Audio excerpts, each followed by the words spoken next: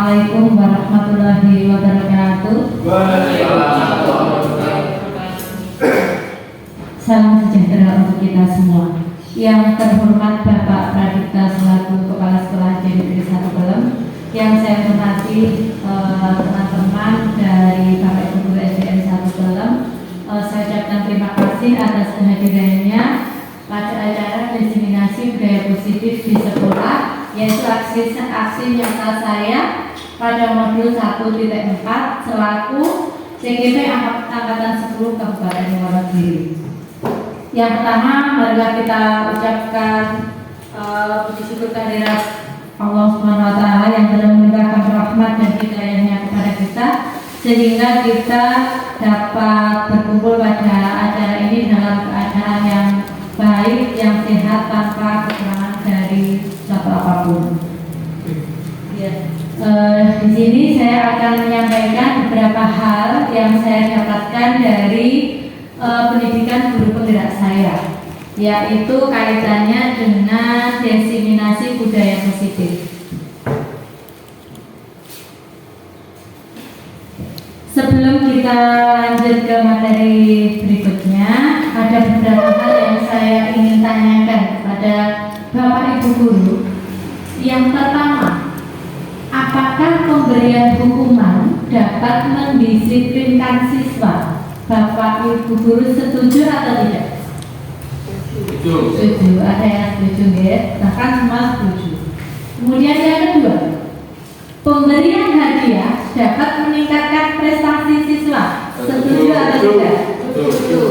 Semua menjawab setuju. Yang ketiga, guru harus mampu memberikan solusi untuk setiap siswa yang bermasalah. Setuju atau tidak? Setuju. Yang terakhir, guru berperan sebagai teman bagi siswa. Setuju? Ya. Tadi Bapak dan Ibu Guru menjawab dari pertanyaan itu semua setuju ya. Nah, dari jawaban itu tadi, mari kita cermati, mari kita lihat apakah jawabannya memang seperti itu.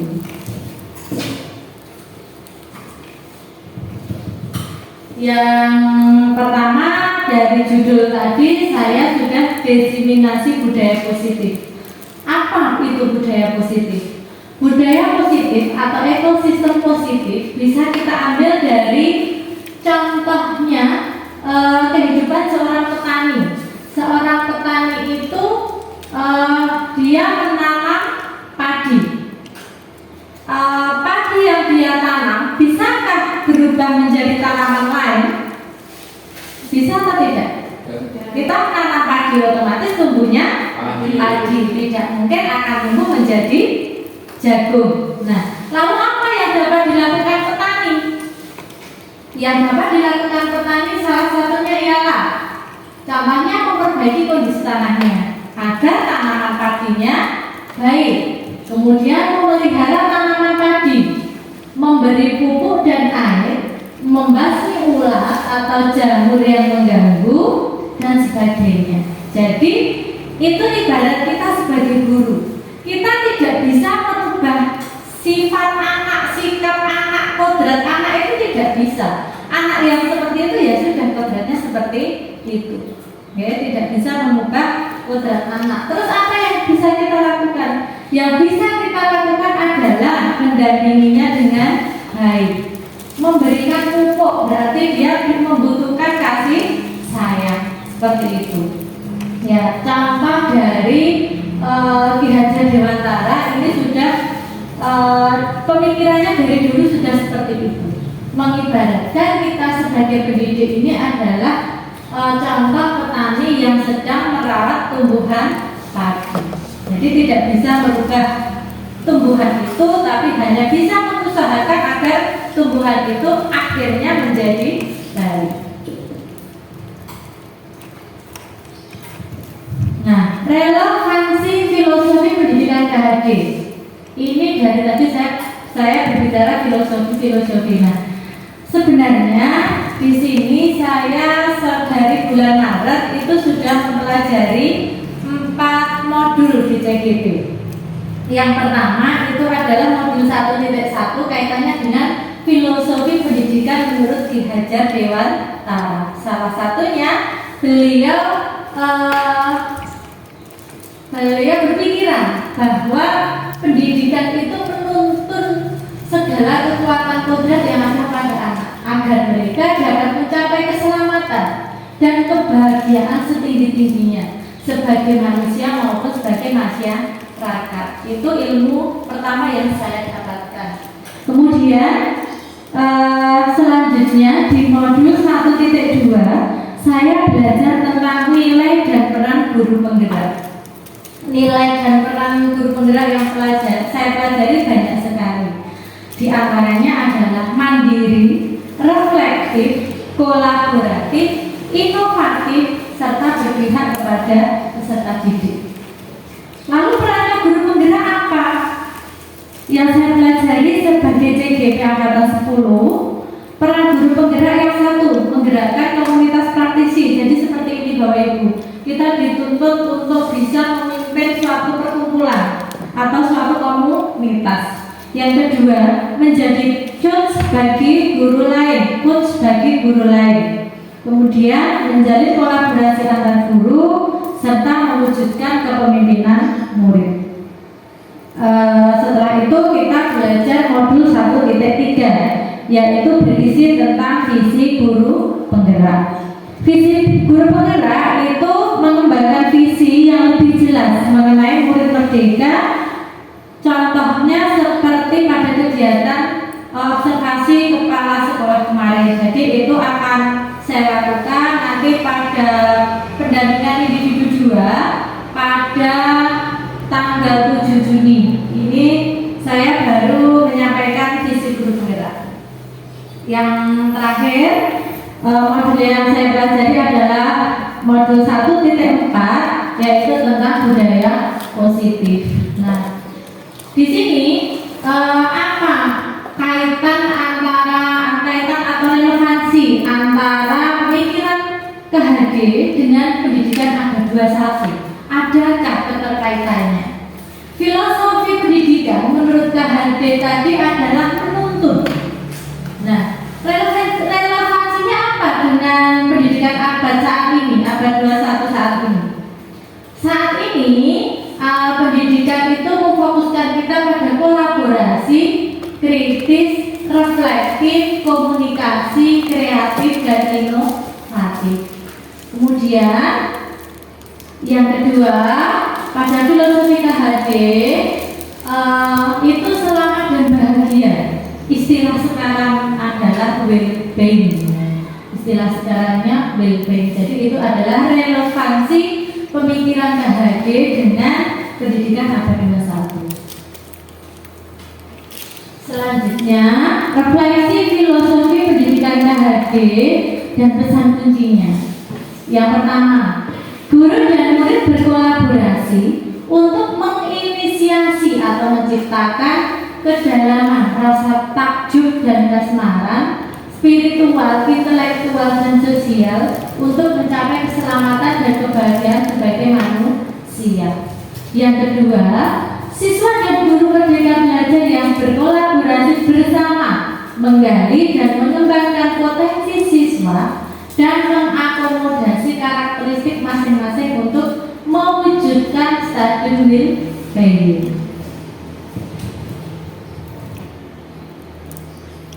Nah, ini paradigma perubahan yang saat ini kita alami. Ini ada teori bisa kita praktekkan. Anda dan teman Anda yang berpasangan boleh praktek dengan sepikan kertas menulis sesuatu yang diinginkan, kemudian digenggam dengan tangan kanan dengan erat-erat. Kira-kira kalau ada teman lain, si B, ingin mengambil apa yang ada di tangan kita, Bapak atau Ibu memperbolehkan atau tidak? Merebut, ada yang merebut, ada yang merayu, intinya mengambil apa yang ada di tangan kita. Apa reaksi kita? Memberikan, langsung memberikan, atau kita bersikukuh mempertahankan, atau kita memberikan dengan negosiasi? Ada Ada yang berpendapat Bapak Ibu? Meskipun kalau kita menggenggam sesuatu yang sudah kita impikan, ada yang meminta, bagaimana reaksi kita? Dengan senang hati memberikan, mempertahankan, atau negosiasi? Mempertahankan. Ada yang mempertahankan benar dengan negosiasi, Musifah? Mempertahankan. Contoh, ada logam mulia di tangan kita. Kita mempertahankan benda. Pak Faisal tadi mempertahankan. Kalau benar negosiasi, nggak apa-apa. Itu sesuai dengan pemikirannya sendiri. Nah, apa yang terjadi? Tadi ada beberapa pendapat. Perubahan paradigma atau teori kontrol atau teori pilihan, ilusi kontrol ya. Ilusi kontrol itu bisa mengontrol murid. Jadi kita bisa mengontrol murid. Ilusi bahwa kritik dan membuat orang bersalah dapat menguatkan karakter. Ilusi bahwa semua pengakuan positif, efektif dan bermanfaat. Ilusi bahwa orang dewasa memiliki hak untuk memaksa. Dari permainan tadi dapat kita rangkum menjadi 4 ini. Ada yang memaksa, ada yang mempertahankan karena itu memperkuat karakter, kemudian ada juga yang negosiasi kaitannya dengan yang tadi. Perubahan paradigma, stimulus respon, teori kontrol atau teori pilihan. Stimulus responnya kita mencoba mengubah agar orang lain berpandangan sama dengan kita. Bisakah kita mengubah? Tidak. Kita hanya bisa berusaha memahami pandangan orang lain tentang dunia. Itu yang bisa kita kontrol. Kemudian stimulus respon atau keinginannya perilaku buruk dilihat sebagai suatu kesalahan. Belum tentu, karena semua perilaku itu memiliki tujuan, itu pilihannya. Orang lain bisa mengontrol saya, bisa tidak tadi orang lain mengontrol kita? Tidak. Yang bisa mengontrol kita adalah diri sendiri. Saya bisa mengontrol orang lain, bisa tidak? Anda tidak bisa mengontrol orang lain karena kita pun juga tidak bisa dikontrol. Pemaksaan ada pada saat bujukan gagal. Contoh tadi dipaksa, ada yang nggak mau. Nah, pemaksaan itu karena bujukannya gagal, jadi dipaksa terus. Pilihannya adalah kolaborasi dan konsensus, menciptakan pilihan-pilihan baru. Contohnya negosiasi. Kemudian model berpikir menang atau kalah, itu stimulus respon.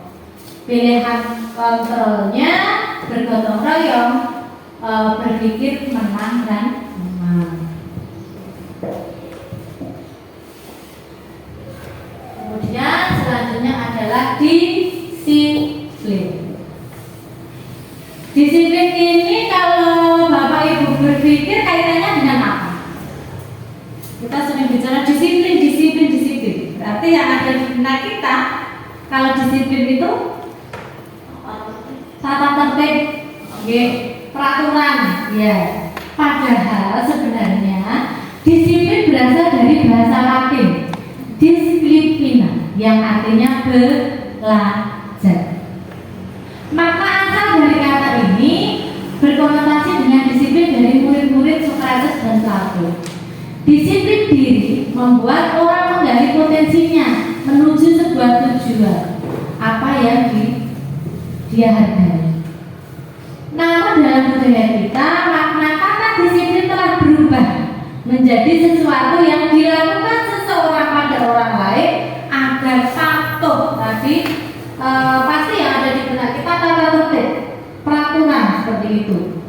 Kecenderungan umum adalah menghubungkan kata disiplin dengan ketidaknyamanan, bukan dengan apa yang kita hargai atau pencapaian suatu tujuan mulia. Itu makna disiplin. Ini nilai-nilai kebajikan universal. Jadi setelah disiplin itu tadi akan menghasilkan nilai-nilai kebajikan nilai-nilai kebaikan. Intinya seperti itu. Nah, ini teori motivasi tentang perilaku manusia. Tadi sudah bicara teori kontrol, ada paksa memaksa, ada mengontrol orang lain. Nah, di sini kaitannya dengan teori motivasi perilaku manusia. Motivasi itu ada dua, dari internal dan eksternal. Contoh motivasi eksternal untuk menghindari ketidaknyamanan. Apa yang akan terjadi apabila saya melakukannya? Itu pertanyaannya. Yang kedua, motivasi eksternal yang kedua untuk mendapatkan imbalan. Apa yang akan saya dapatkan? Biasanya kalau orang mau dapat itu apa yang akan saya dapatkan? Pertanyaan sudah itu. Kalau motivasi internal itu tujuannya untuk menghargai diri sendiri. Saya akan menjadi orang yang seperti apa bila saya melakukannya. Jadi sebaiknya motivasi ini yang kita lakukan adalah motivasi yang internal. Itu dari dalam diri sendiri, karena hasilnya akan lebih baik ke depannya, tidak hanya saat itu saja. Nah, ini kaitannya dengan pertanyaan tadi saya di depan. Apakah imbalan itu akan meningkatkan prestasi? Nah, seperti tadi yang pertanyaan awal. Ini judulnya adalah dihukum oleh penghargaan. Bahwa penghargaan berlaku sama dengan hukuman. Dalam arti meminta atau membujuk seseorang melakukan sesuatu untuk memenuhi suatu tujuan tertentu dari orang yang meminta atau membujuk. Dorongannya eksternal dan ada faktor ketergantungan. Beberapa dampak dari pemberian penghargaan atau hadiah. Pengaruh jangka pendek dan jangka panjang penghargaan itu tidak efektif.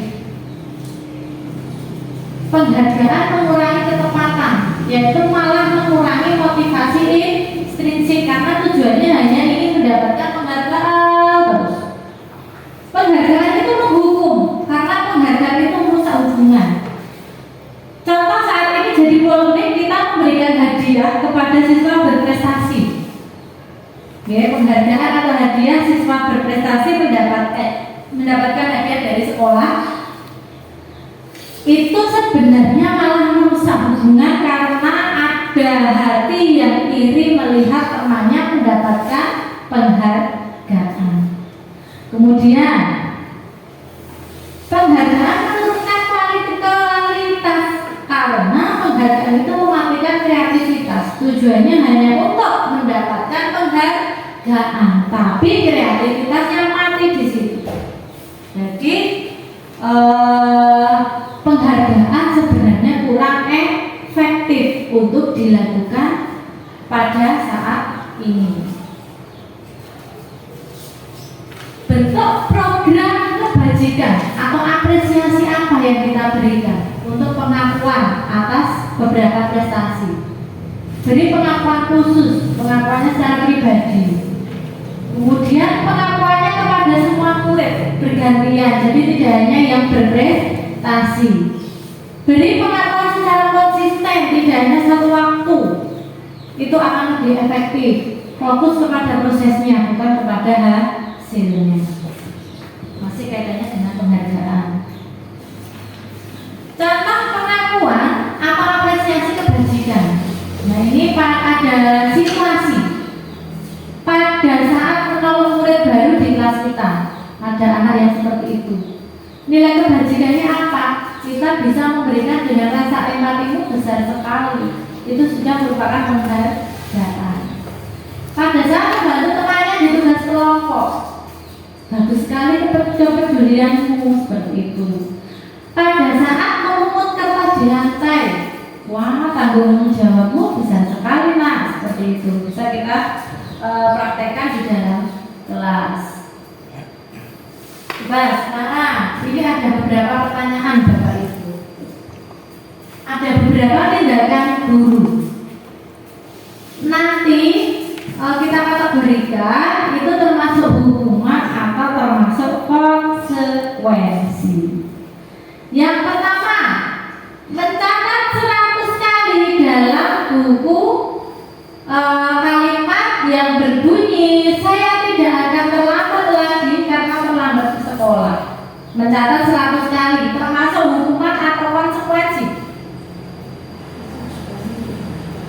mencatat 100 kali hukuman. Ada yang hukuman, ada yang konsekuensi. Kemudian lari mengelilingi lapangan basket, hukuman. Murid diminta push up 15 kali, hukuman.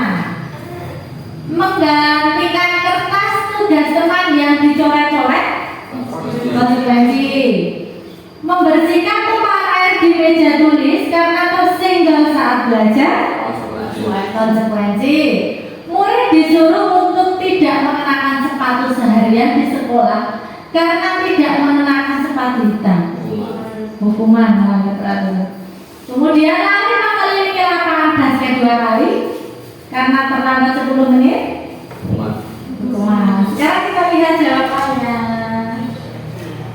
Nah, yang konsekuensi itu ternyata ada pada menggantikan kertas tugas teman, membersihkan tumpahan air, dan lari mengelilingi lapangan. Jadi ada perbedaan antara hukuman dan konsekuensi. Konsekuensi cenderung pada akibat dari perbuatan yang dilakukan saat itu.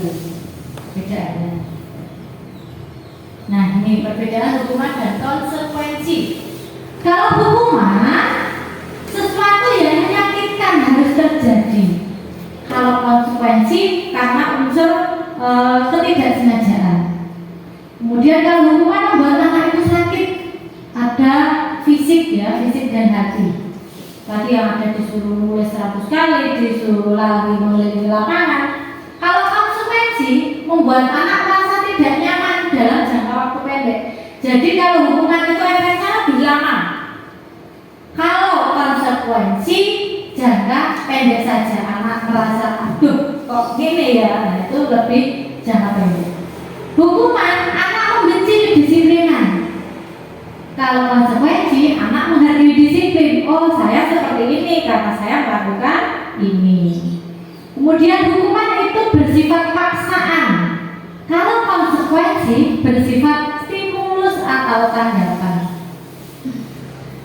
Hukuman mendorong anak untuk menyakiti diri sendiri. Konsekuensi mendorong anak agar mudah menyesuaikan diri. Hukuman itu konsep diri yang buruk. Kalau konsekuensi konsep diri yang baik. Hukuman anak belajar untuk menyembunyikan kesalahan, cenderung tidak mengakui. Tapi kalau konsekuensi anak belajar untuk mematuhi peraturan. Hukuman itu anak akan merasa bersalah, malu, merasa tidak dihargai, marah dan sebagainya. Tapi kalau konsekuensi anak kehilangan hak, dibuat tidak nyaman, diasingkan tapi hanya sementara waktu. Semoga ini tidak keliru dalam kita bersama anak-anak kita di kelas. Selanjutnya adalah restitusi. Tadi dari ada hukuman, ada konsekuensi, otomatis ada perbuatan yang tidak sesuai dengan peraturan. Nah, ini ada restitusi. Selanjutnya, restitusi adalah proses menciptakan kondisi bagi murid untuk memperbaiki kesalahan mereka, sehingga mereka bisa kembali pada kelompok mereka dengan karakter yang lebih kuat. Restitusi itu merupakan proses kolaboratif, mengajarkan murid untuk mencari solusi masalahnya. Kemudian mampu membantu murid berpikir tentang orang seperti apa yang mereka inginkan, tujuan mulia dan bagaimana mereka harus memperlakukan orang lain. Ini intinya adalah penyelesaian dari suatu masalah. Restitusi adalah penyelesaian dari suatu masalah. 9 ciri restitusi. Bukan untuk menebus kesalahan atas kesalahan yang terjadi tadi, namun untuk belajar dari kesalahan. Memperbaiki hukuman. Kemudian tawaran, bukan paksaan. Restitusi menuntun kita untuk melihat ke dalam diri.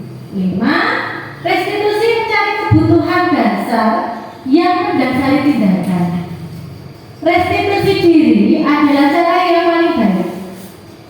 Restitusi fokus pada karakter bukan tindakan.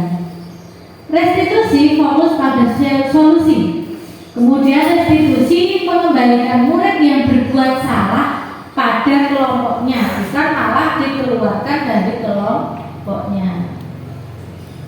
Hubungannya apa dengan keyakinan kelas? Sebelum kita menjalankan restitusi tadi, kita sebaiknya membuat keyakinan dulu di kelas dulu, yaitu kesepakatan antara kita dengan siswa. Mengapa kita membuatnya tidak peraturan saja? Mengapa harus keyakinan kelas? Contoh satu, ya, mengapa kita memiliki peraturan harus menggunakan helm bila mengendarai motor atau kendaraan roda dua? Kedua, mengapa kita memiliki peraturan 3M? Menggunakan masker, mencuci tangan, menjaga jarak 1,5 meter. Ketiga, mengapa kita memiliki peraturan harus datang tepat waktu pada saat mengikuti pelatihan? Untuk mendukung motivasi intrinsik atau dari dalam diri, kembali pada keyakinan. Jadi keyakinan itu dibuat untuk menimbulkan motivasi intrinsik tadi. Nah, sebelum melaksanakan restitusi, jadi kita membuat kesepakatan atau keyakinan kelas dulu. Nah, di sini ada peraturan, ada keyakinan kelas. Kalau peraturannya selalu kembalikan buku ke tempatnya, keyakinan kelasnya apa ya? Dilarang mengganggu orang lain. Keyakinan kelasnya, nah, nanti kita pelajari. Nah, di sini selalu kembalikan buku pada tempatnya, maka keyakinan kelasnya adalah kerapian. Yang kedua, dilarang mengganggu orang lain. Keyakinan kelasnya adalah menghargai. Ketiga, hadir di sekolah 15 menit sebelum pembelajaran.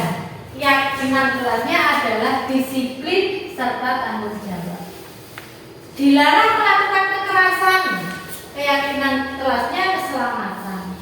Dilarang menggunakan narkoba. Keyakinan kelasnya kesehatan.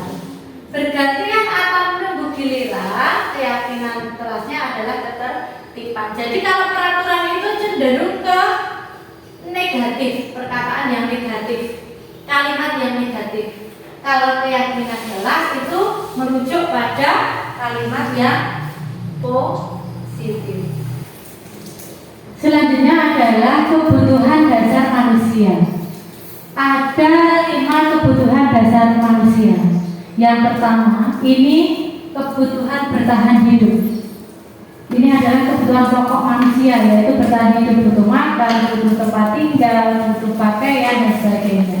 Yang kedua adalah rasa kasih sayang dan rasa diterima. Ini hubungan kita dengan orang lain. Yang ketiga adalah penguasaan, yaitu penghargaan atas apa yang telah dilakukan. Itu biasanya orang itu butuh pengakuan. Selanjutnya adalah kesenangan. Jadi setiap orang membutuhkan hal-hal apa yang dia senangi. Itu membutuhkan kesenangan. Terakhir adalah kebutuhan akan kebebasan. Bahwasanya orang itu bebas untuk memilih apa yang ia inginkan. Selanjutnya 5 posisi kontrol. Disiplin positif yang berpusat pada murid dengan pendekatan restitusi disebut dengan 5 kontrol. Apa 5 kontrol itu? Yang pertama adalah penghukum. Yang kedua, pembuat rasa bersalah. Yang ketiga, sebagai teman. 4, sebagai pemantau. Dan selanjutnya adalah sebagai manajer. Ini maksudnya adalah posisi kontrol pada saat kita menghadapi murid yang tidak sesuai dengan peraturan atau yang melanggar peraturan. Posisi kontrol apa yang kita lakukan kepada murid tersebut? Apa kita sebagai penghukum atas murid yang tidak tertib tadi? Apakah kita pembuat rasa bersalah? Apakah kita berposisi sebagai teman? Apakah sebagai memantau atau manajer? Nanti bisa kita tanyakan kepada diri sendiri. Apa yang telah kita lakukan? Nah, ini adalah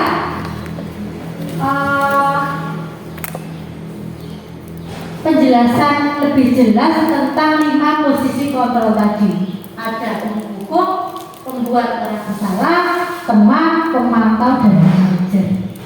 Apa perbedaannya dari kelima posisi kontrol itu? Kalau penghukum itu menghardik, langsung menunjuk-nunjuk siswa, menyakiti. Kalau membuat orang bersalah, itu biasanya penceramah. Seharusnya kamu tidak seperti itu. Ibu kecewa dengan kamu. Ibu sudah bersusah payah berangkat dari pagi. Nah, itu biasanya kalimat-kalimat membuat orang bersalah. Kalau sebagai teman, membuatkan alasan-alasan untuk muridnya, malah membantu muridnya. Jadi muridnya seperti ketergantungan, aku telah tidak apa-apa, seperti itu. Kalau pemantau selalu begitu. Kamu sudah telah 3 kali, sudah telah 4 kali, kamu sudah tidak bawa buku olahraga 5 kali. Itu kita sebagai pemantau. Kalau manajer itu mengajukan pertanyaan tentang kaitannya dengan pelanggarannya tadi. Kemudian yang bawahnya adalah perkataan guru. Perkataan guru pada jenis-jenis posisi kontrol itu juga berbeda-beda. Nah, dampaknya pun juga berbeda. Kalau menghukum itu malah siswa akan mengulangi kesalahannya. Kalau pembuat orang merasa bersalah, murid akan merasa rendah diri. Kalau teman, murid malah akan menjadi lemah, tidak mandiri dan ketergantungan. Pemantau dampaknya menitik beratkan pada sanksi atau hadiah. Kalau kamu tidak terlambat lagi, kamu akan mendapatkan ini. Kalau kamu terlambat, kamu akan mendapatkan sanksi ini, seperti itu. Kalau manajer itu akan mengevaluasi diri, bagaimana caranya memperbaiki diri. Jadi kira-kira dari 5 posisi itu, kita sebaiknya pada posisi apa, Bapak Ibu? Kita sebagai guru, iya, sebagai manajer. Oke, semua sepakat sebagai manajer. Ini ada pernyataan, saya kecewa sekali dengan kamu. Nah, itu adalah seorang penghukum. Kamu tidak pernah benar melakukannya. Itu sebagai penghukum juga. Ayolah lakukan demi Bapak Ibu guru. Itu teman rayu-rayu. Apakah kamu mau mendapatkan stiker hadiah atau sanksi tadi termasuk pada pemantau? Bagaimana kamu bisa menyelesaikan masalah ini? Nah, mencoba mencari solusi. Ini termasuk manajer. Kamu selalu yang paling terakhir.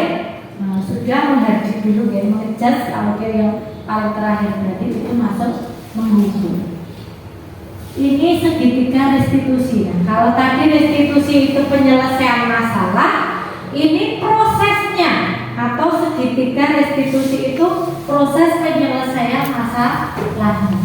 Seperti ini Bapak Ibu. Jadi kita bisa menggunakan 3 langkah untuk penyelesaian masalah: menstabilkan identitas, validasi tindakan yang salah, terakhir menanyakan keyakinan. Ini sudah kita pelajari tadi, kaitannya dengan keyakinan kelas tadi. Nah, cara penyelesaian masalah dengan segitiga restitusi itu ada 3 langkah. menstabilkan identitas itu contoh kalimatnya, setiap orang pasti pernah melakukan kesalahan, contohnya seperti itu. Kemudian kalau validasi tindakan, itu menanyakan alasan siswa, kenapa kok berbuat seperti itu. Kemudian terakhir menanyakan keyakinan. Nah, kamu masih ingat dengan keyakinan kelas yang kita sepakati? Nilai apa yang belum kamu lakukan seperti itu berdasarkan 3 langkah tadi. Ini langkah-langkahnya. Pertama, menstabilkan identitas. Kemudian validasi kebutuhan. Yang terakhir menanyakan keyakinan tadi kaitannya dengan keyakinan kelas apa yang belum dilakukan. Langkah terakhir penyelesaian masalah pada segitiga restitusi, yaitu menanyakan keyakinan.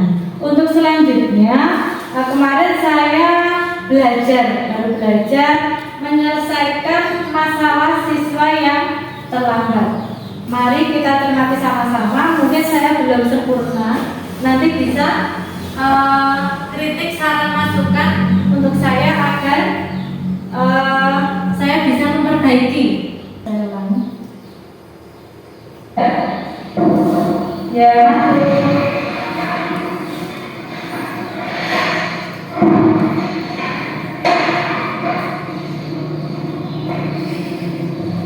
Mari kita simak Bapak Ibu, ini adalah siswa kita yang hari ini tahu tidak dengan karakter kehidupan di sini? Tahu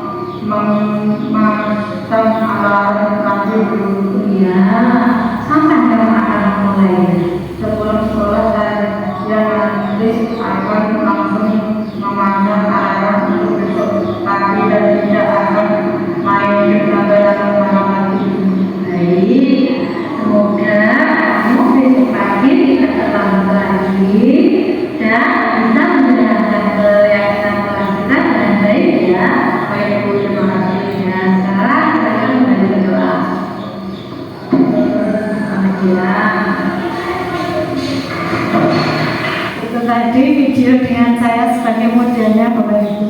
Kira-kira dari hal yang saya lakukan itu, saya sudah memenuhi penyelesaian masalah dengan menggunakan segitiga restitusi apa belum, Bapak Ibu? Nanti saya mohon kritik sarannya agar saya pribadi itu bisa menyelesaikan masalah dengan lebih baik lagi, dan kepada Bapak Ibu yang lain pada umumnya. Mungkin itu saja yang dapat saya sampaikan untuk hari ini. Terima kasih karena Bapak Ibu sudah hadir di sini. Semoga ilmu yang saya dapat itu bisa saya tularkan dengan sebaik mungkin kepada Bapak Ibu guru. Akhir kala, mohon maaf bila ada kesalahan. Bila taufiq wal hidayah. Wassalamualaikum warahmatullahi wabarakatuh. Tapi sebelum berakhir Bapak Ibu, kita simak satu film pendek yang sangat bermakna dari Dewi. Selamat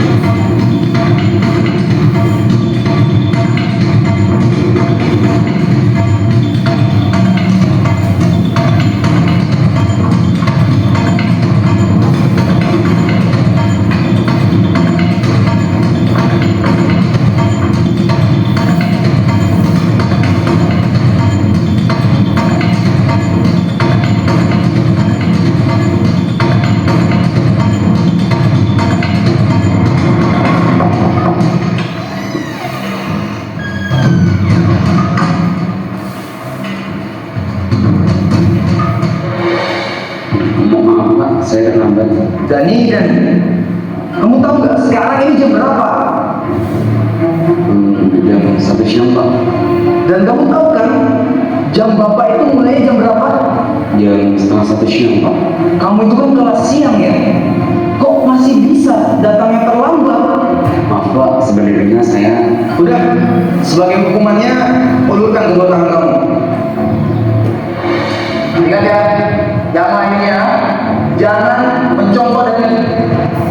Kalau kayak contoh, ada nih yang lainnya tadi masih tahu aturannya.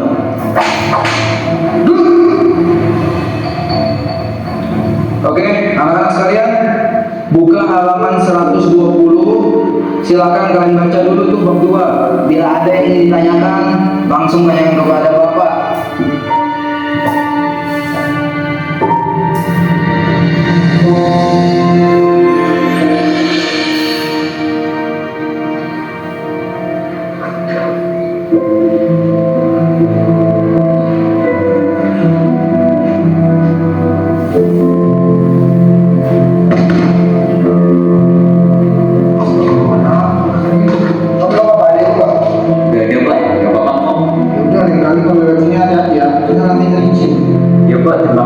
Soalnya saya udah terlambat.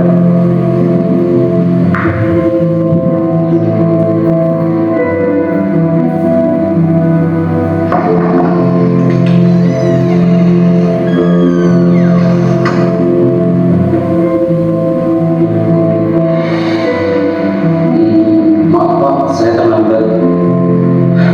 Dani lagi. Kenapa ya? Kamu ini kok nggak bisa jadi anak disiplin seperti yang lainnya? Dani, teman-teman kamu nih yang lain bisa datang tepat waktu. Bahkan ya, setengah jam sebelum jam Bapak mulai, mereka sudah datang. Maaf Pak, sebenarnya tadi... Udah, Dani, diam. Bapak nggak mau dengar apapun alasan kamu. Kamu tahu kan? Harus apa? Sini, kedua tangan kamu. Dani, dengar ya. Kalau kamu masih aja datang lambat, Bapak nggak akan segan-segan untuk selalu melakukan ini sama kamu setiap hari. Dan ini berlaku buat semuanya. Dengar ya?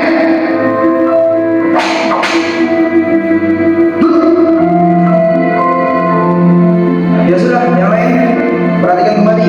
Kita lanjutkan pelajaran yang sebelumnya.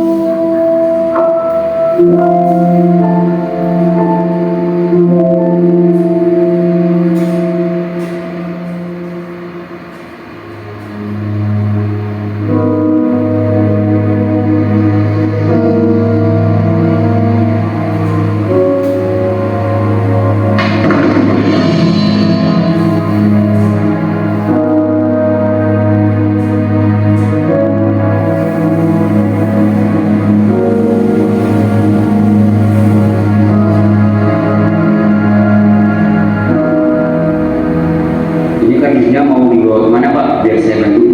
Udah, nggak usah deh. Bapak bisa kok sendiri. Tapi Pak, Bapak kan habis jatuh. Nggak apa-apa, Bapak masih kuat kok. Tadi lagi siaran aja atau pleset. Beneran ini nggak apa-apa. Iya, nggak apa-apa. Kamu masuk kelas saja sana. Sudah jam segini loh. Ya udah deh Pak, saya permisi dulu.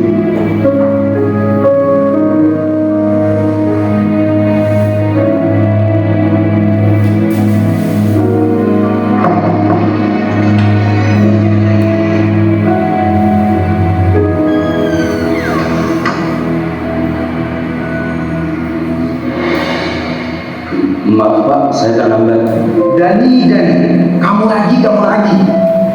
Kamu itu nggak kapok-kapok ya, Bapak kasih hukuman. Kamu itu kan masuk siang loh. Kok bisa sampai terlambat seperti ini loh? Maaf Pak, saya... Udah. Capek Bapak Dani. Langsung aja. Sini tangan kamu.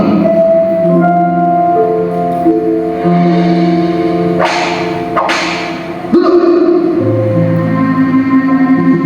Ingat ya anak-anak, Bapak mau kalian semua tuh harus disiplin. Jangan mencolok Dani datang ke sekolah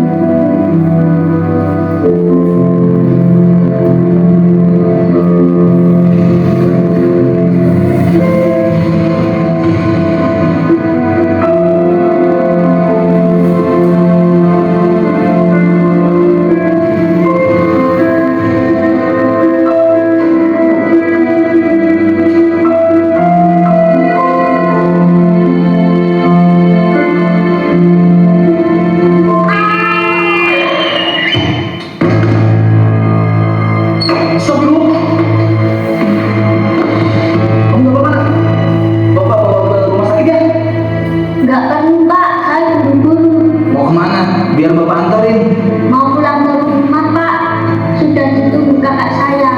Kalau saya terlambat pulang, kakak saya bisa terlambat sekolah. Hah? Terlambat sekolah? Saya pulang dulu Pak. Assalamualaikum. Ya udah, bapak temenin kamu pulang ya. Ayo.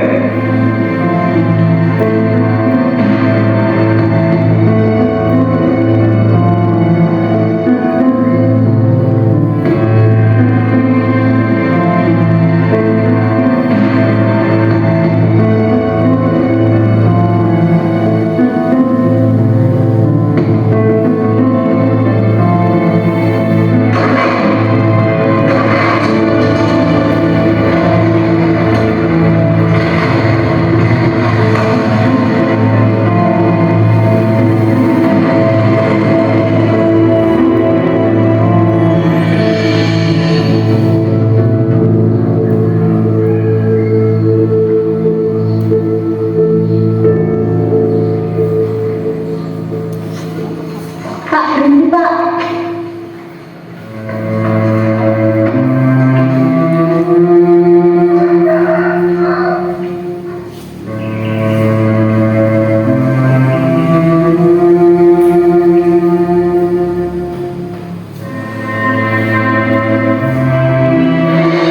Maaf ya terlambat. Iya nggak apa-apa deh, cepet sepatunya. Kakak udah terlambat. Tak ada manusia yang terlahir sempurna. Jangan kau sesali segala yang telah terjadi. Kita tak sepatutnya pernah. Loh, itu tangan kamu kenapa deh? Ini tadi habis jatuh Kak. Ya Allah, Tadi hati-hati deh. nanti diobati. Ya Kak, ini nanti aku obati. Tak ada Udah, kakak berangkat dulu deh. ya Kak, hati-hati. Assalamualaikum. Hidup adalah anugerah. Jangan menyerah, jangan menyerah, jangan menyerah. Jangan menyerah.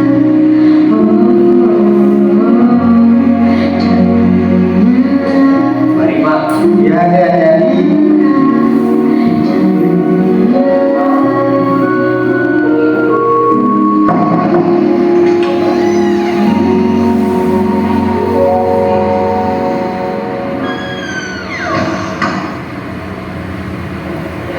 Maaf Pak, saya terlambat lagi.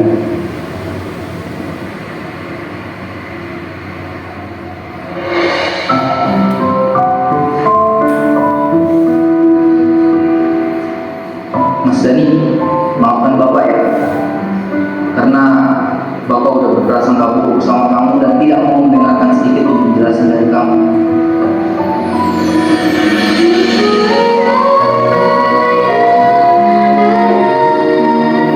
Hidup adalah anugerah. Tetap jalani hidup ini, melakukan yang terbaik. Tuhan pastikan. Oh iya Mas Dani, Bapak ada sesuatu buat kamu. Ini adalah film yang sudah kesekian kali saya tonton, tapi masih berkesan di hati saya. Di sini saya ingin mengajak, mari kita sama-sama belajar jadi guru yang baik. Mungkin kita tetap melakukan ini tanpa kita sadari.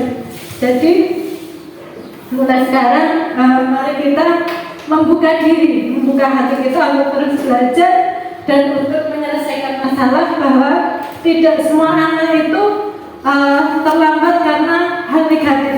Mungkin ada hal lain di balik keterlambatan mereka, di balik ketidaktertiban mereka.